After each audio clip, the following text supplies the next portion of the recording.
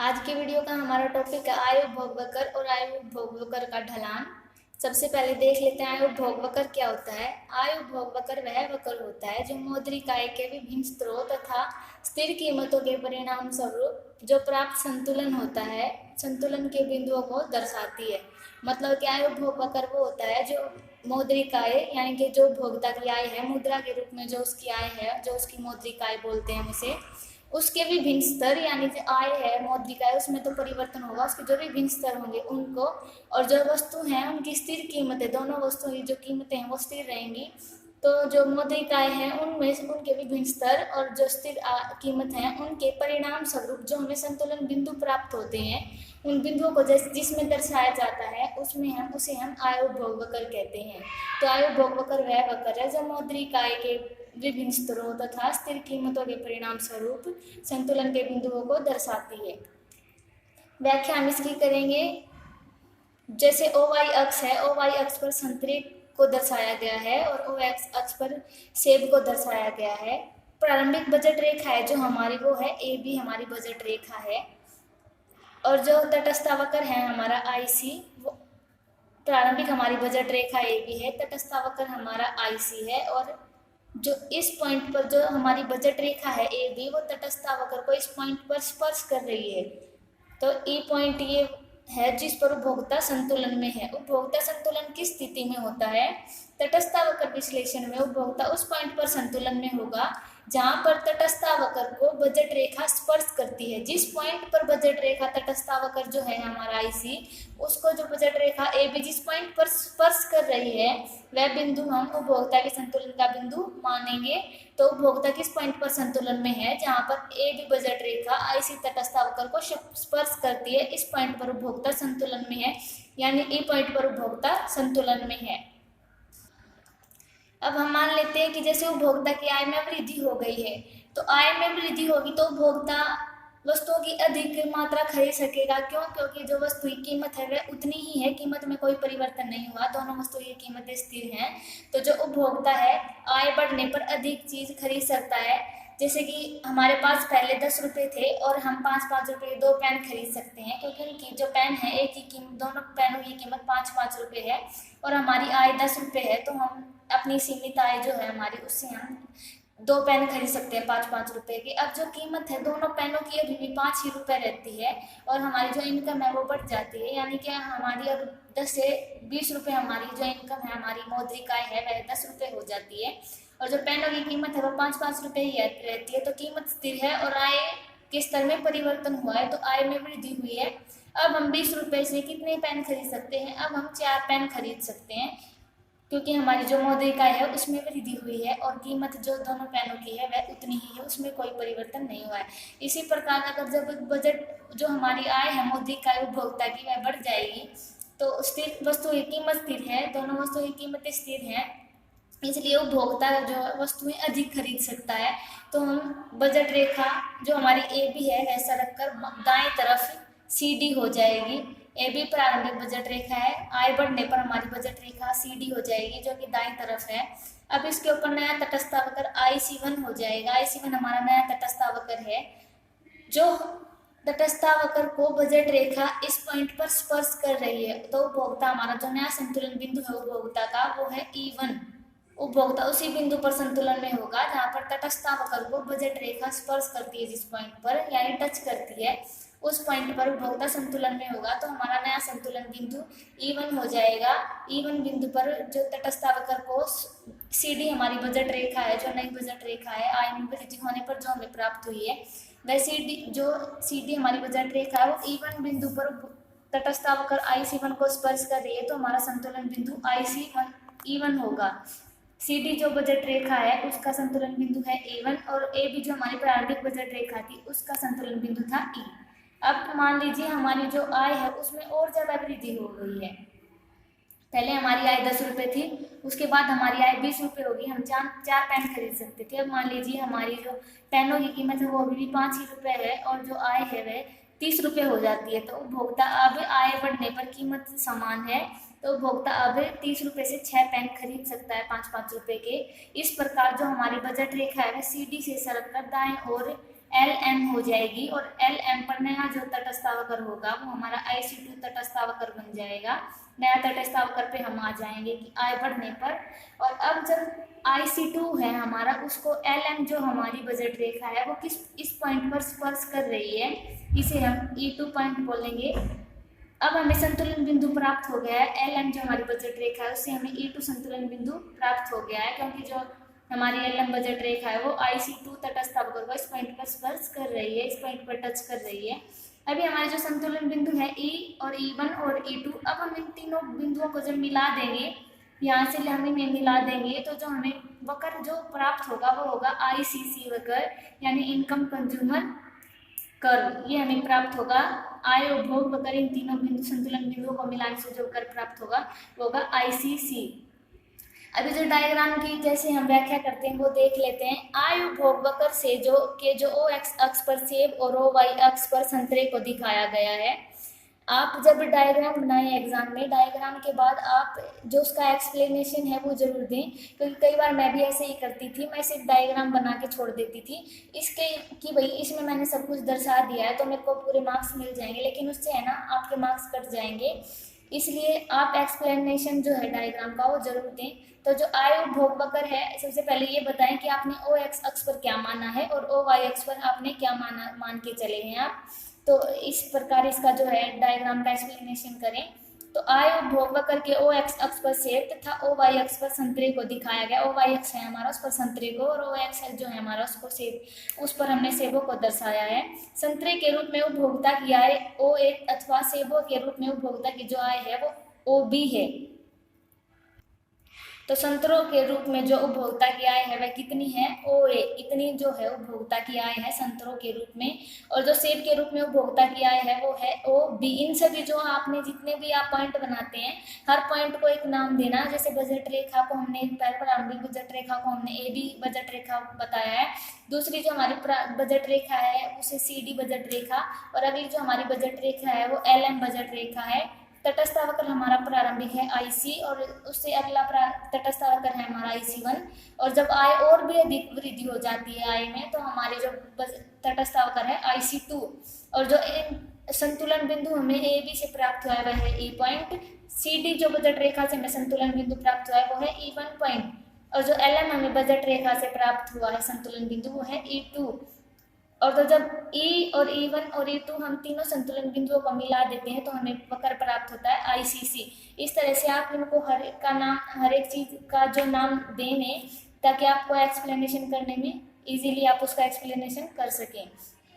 तो जो उपभोक्ता को है संतरे के रूप में AOA मात्रा आय प्राप्त होती है, और जो सेब के रूप में उपभोक्ता को AOB आय को प्राप्त करता है उपभोक्ता। अभी जो AB बजट रेखा है वह क्या प्रकट करती है, AB बजट रेखा है जो AB बजट रेखा व्यक्त करती है उपभोक्ता E बिंदु पर संतुलन में है। उपभोक्ता है जो E पॉइंट पर संतुलन में है, जहां पर तटस्थावकर IC को बजट रेखा AB स्पर्श करती है। उपभोक्ता E पॉइंट पर संतुलन में है, E बिंदु पर। और यहाँ पर उपभोक्ता संतुलन में क्यों है, क्योंकि तटस्थावकर IC को AB बजट रेखा इस पॉइंट पर स्पर्श करती है, इसलिए उपभोक्ता E पॉइंट पर संतुलन में है। जब उपभोक्ता की आय में वृद्धि होती है तब बजट रेखा सरक कर CD और संतुलन बिंदु E से E1 हो जाता है। अब उपभोक्ता की आय में जब वृद्धि हुई है, 10 रुपये आय से 20 रुपये जब उपभोक्ता की आय हुई है और अब 4 पेन खरीद सकता है, तो वस्तु की मात्रा अधिक खरीद सकता है, तो बजट रेखा जो है दाएं ओर सरक जाएगी। आय में वृद्धि होने पर जो बजट रेखा है उससे प्रारंभिक बजट रेखा से सेकंड जो बजट रेखा होगी हमारी वो दाएं ओर सरक जाएगी। तो दाएं ओर सरकने से CD हमें बजट रेखा प्राप्त हो रही है, और ये E1 पॉइंट पर संतुलन में है उपभोक्ता। अब जो नया तटस्थावकर है, नए तटस्थावकर पर नए संतुलन बिंदु जो E1 है हमारा, नए संतुलन बिंदु E1 पर बजट रेखा CD तथा IC1 है। प्रारंभिक हमारा बजट रेखा थी हमारी AB, उस पर हम E पॉइंट पर संतुलन में थे। सेकंड हमारी बजट रेखा है CD, जो नया संतुलन बिंदु E1 है उस पर हम संतुलन में हैं। उपभोक्ता यानी उपभोक्ता जो संतुलन में है CD पर उपभोक्ता आई C1 एक दूसरे को स्पर्श कर रहे हैं, इसलिए उपभोक्ता यहाँ पर E1 पॉइंट पर संतुलन में है। आय में एक और वृद्धि होने से उपभोक्ता की जो बजट रेखा है वो CD से सरक कर LM हो जाएगी। अभी आय में और वृद्धि होती है। आय AB से 10 पे 10 थी, CD पर 20 हो गई, और LM जो हमारी बजट रेखा है उस पर मान लीजिए CD में उपभोक्ता की जो आय है उसमें और वृद्धि हो गई, तो CD से सरक कर जो नई बजट रेखा होगी हमारी LM हो जाएगी। अब उपभोक्ता E2 पॉइंट पर संतुलन में है।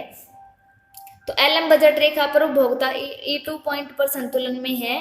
अब जो E2 बिंदु है वह IC2 तथा LM का नया स्पर्श बिंदु है, जो नया संतुलन बिंदु है भी है। जो नया स्पर्श बिंदु है LM बजट रेखा का IC2 का, वही हमारा जो E2 पॉइंट है और संतुलन बिंदु भी है। अब E और E1 और E2 संतुलन बिंदुओं को जोड़ने से जो ICC रेखा आय उपभोग वक्र प्राप्त होता है, ये प्रकट करता है कि आय के विभिन्न स्तरों पर उपभोक्ता सेब और संतरों की कितनी मात्रा खरीदता है।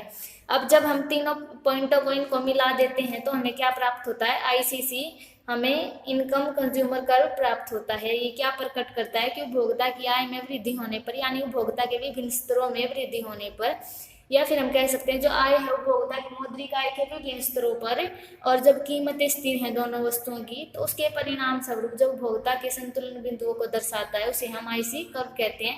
आई होप आप लोगों को आय उपभोग वक्र की डेफिनेशन भी समझ आ गई होगी वो कैसे हुई। अब ये जो डायग्राम मैंने बनाया है और आय उपभोग वक्र का जो ढलान है, ये हमारा धनात्मक ढलान, ये आय उपभोग वक्र है जो ये धनात्मक ढलान को प्रकट कर रहा है, क्योंकि जब आय बढ़ने पर वस्तु की मात्रा भी बढ़ती है तो ये धनात्मक ढलान को प्रकट कर रहा है। जो सामान्य वस्तुएं होती हैं, सामान्य वस्तुओं के केस में हम यही डायग्राम बनाते हैं, क्योंकि आय जैसे जैसे बढ़ रही है उपभोक्ता जो वस्तुओं की है अधिक मांग कर रहा है, मतलब उनकी जो मात्रा है वह अधिक खरीद रहा है। तो ये जो उपभोक्ता है वो आय उपभोग वक्र को जो है, ये आय उपभोग वक्र उपभोक्ता के धनात्मक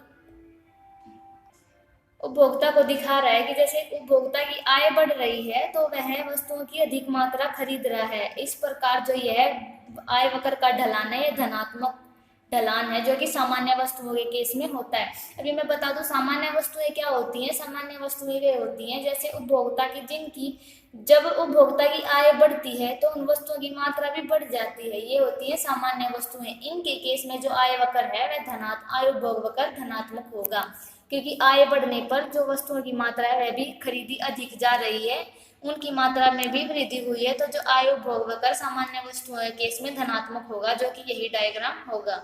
आय उपभोग वक्र का यही रूप आय उपभोग वक्र को धनात्मक ढलान को दर्शाता है। अगला हम देख लेते हैं आय उपभोग वक्र का ऋणात्मक ढलान कब होता है।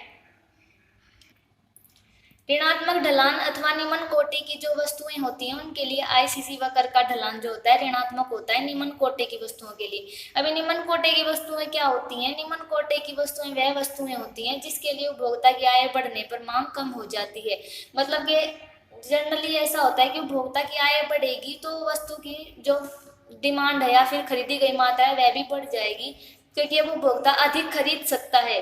लेकिन जो निम्न कोटि की वस्तुएं होती हैं उनके केस में जो ऋणात्मक ढलान होता है आय उपभोग वक्र का, वैसे क्यों होता है? क्योंकि निम्न कोटि की वस्तुएं वह वस्तु होती हैं जिनकी आय बढ़ने पर मांग कम हो जाती है। जैसे एग्जांपल मैं दे देती हूँ, जैसे कि एक तरफ है थोड़ी खराब सी सेब है, जैसे हम जाते हैं ना सेब लेने तो हमें बताते हैं जैसे ये 50 रुपये किलो, ये 60 रुपये किलो।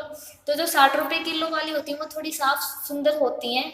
तो उपभोक्ता की जैसे आय हमारे पास 85 ही रुपये है तो हम सोच लेंगे कि ये वाली ले लेते हैं। अब अगली बार जब हम जाएं और हमारी आय में वृद्धि हो गई, मान लीजिए अब की बार हमारे पास 50 से 70 रुपये हैं, तो हमारे पास में लास्ट टाइम 50 रुपये थे तो हमें 50 रुपये वाली सेब लेनी पड़ी। अब हमारे पास 60 रुपये हो गए, 70 रुपये हो गए हैं, तो अब हम अच्छी वाली सेब खरीद सकते हैं। इसलिए अब जब उपभोक्ता की आय बढ़ी है तो जो उनकी अधिक है, तो जो निम्न कोटि की वस्तुएं थी उनकी मांग कम हो गई है, और जो अच्छी सेब थी, अच्छी वस्तुएं थी, मतलब अच्छी सेब है, उनको उपभोक्ता अधिक खरीदेगा। तो ऐसे ही उपभोक्ता की जब आय बढ़ती है तो जिसकी डिमांड कम हो जाती है उन्हें हम निम्न कोटि की वस्तुएं कहते हैं।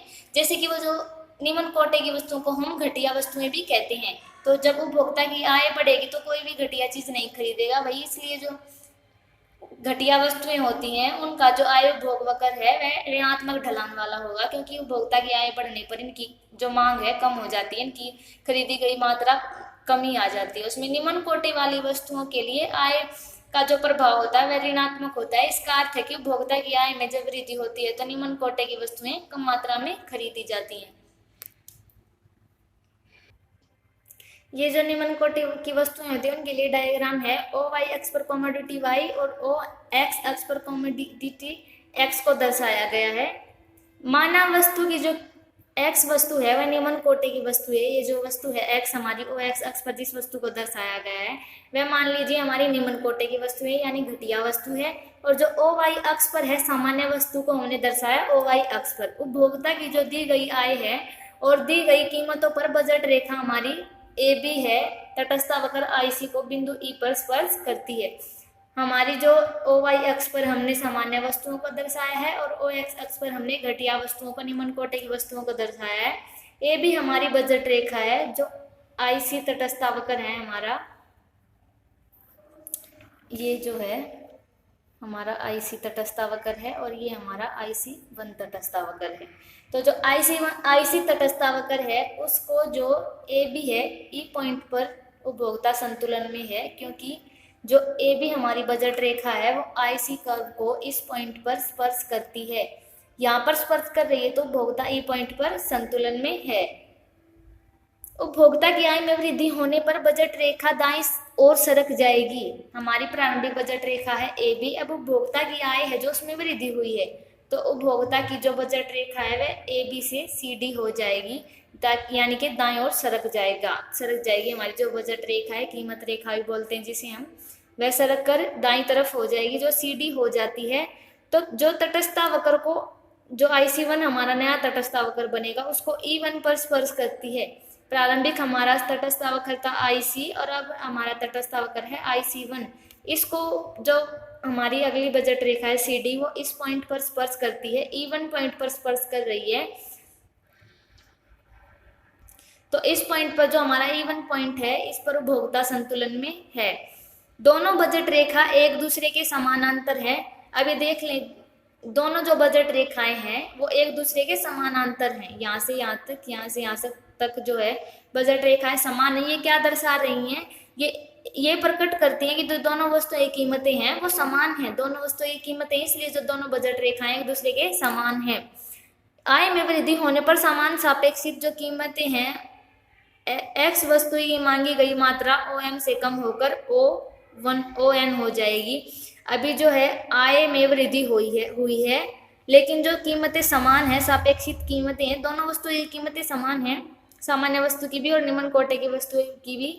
लेकिन जब आय में वृद्धि हुई तो ओ एक्स की जो मांगी गई मात्रा थी वो ओ एम थी। पहले हमारी जो ओ एक्स की वस्तु है यानी घटिया कोटि की वस्तु है और आय में वृद्धि हुई तो पहले ओ एम थी, उसकी जो मांग थी जब आय कम थी, लेकिन आय में वृद्धि हुई तो जो है ओ एम से कम होकर मांग ओ एन हो गई। प्रारंभिक हमारा संतुलन बिंदु ई है ना। अब जब आय में वृद्धि हुई, यहाँ पर बजट रेखा सी डी हो गई तो संतुलन बिंदु है हमारा ई वन, ये लाइन है जो, तब जो ओ एम से मांग कम होकर ओ एन हो गई है। इस संतुलन बिंदु से नए संतुलन बिंदु ई वन पर उपभोक्ता आया है तो एन पॉइंट है जो उपभोक्ता इतनी मांग कर रहा है, यानी ओ एम से कम करके मांग है जो ओ एन हो गई। कौन सी वस्तु के केस में? निम्न कोटि की यानी घटिया वस्तु के केस में हुआ है ये। आय में वृद्धि होने पर मांग कम हो गई घटिया वस्तु के केस में। इस प्रकार जो उपभोक्ता की आय में वृद्धि होने पर निम्न कोटि की वस्तु एक्स की मांगी गई मात्रा में गिरावट हो जाती है। अब विभिन्न संतुलन बिंदु ई तथा ई वन को मिलाने से आई सी सी आय उपभोग वक्र हमें प्राप्त होता है। जो हम आई ई वन और ई वन पॉइंट को मिलाते हैं तो इससे हमें जो उपभोग प्राप्त होता है वह उपभोग वक्र, जो आय उपभोग वक्र प्राप्त होगा, जो इन दोनों पॉइंटों को मिलाने से जो वक्र प्राप्त होगा उसे कहेंगे आय उपभोग वक्र। आईसीसी वक्र है हमें प्राप्त हो रहा है जो अब वह बाईं और पीछे की ओर मुड़ा हुआ है, जो ऋणात्मक आय प्रभाव को प्रकट कर रहा है। ये जो है बाईं और पीछे की ओर मुड़ा हुआ है, ये देख लीजिए आप। जब हम इसे मिलाते हैं ऐसे तो इन दोनों पॉइंटों को मिलाते हैं और ई वन पॉइंट को, तो जो तटस्थ, ये जो है हमारा आय उपभोग वक्र है, ये बाएं तरफ पीछे की ओर मुड़ा हुआ है, ये बाएं तरफ पीछे की ओर मुड़ा है। ये क्या प्रकट कर रहा है? प्रकट कर रहा है कि आय के ऋणात्मक ढलान को ये प्रकट कर रहा है। आई होप आप लोगों को आय उपभोग वक्र जो है और आय उपभोग वक्र का ढलान दोनों अच्छे से समझ आ गए होंगे। And thanks for watching my video. Video अच्छी लगी तो मेरे को कमेंट करके जरूर बताइएगा आपको वीडियो कैसी लगी। Thank you. मिलते हैं नेक्स्ट वीडियो में नेक्स्ट टॉपिक के साथ।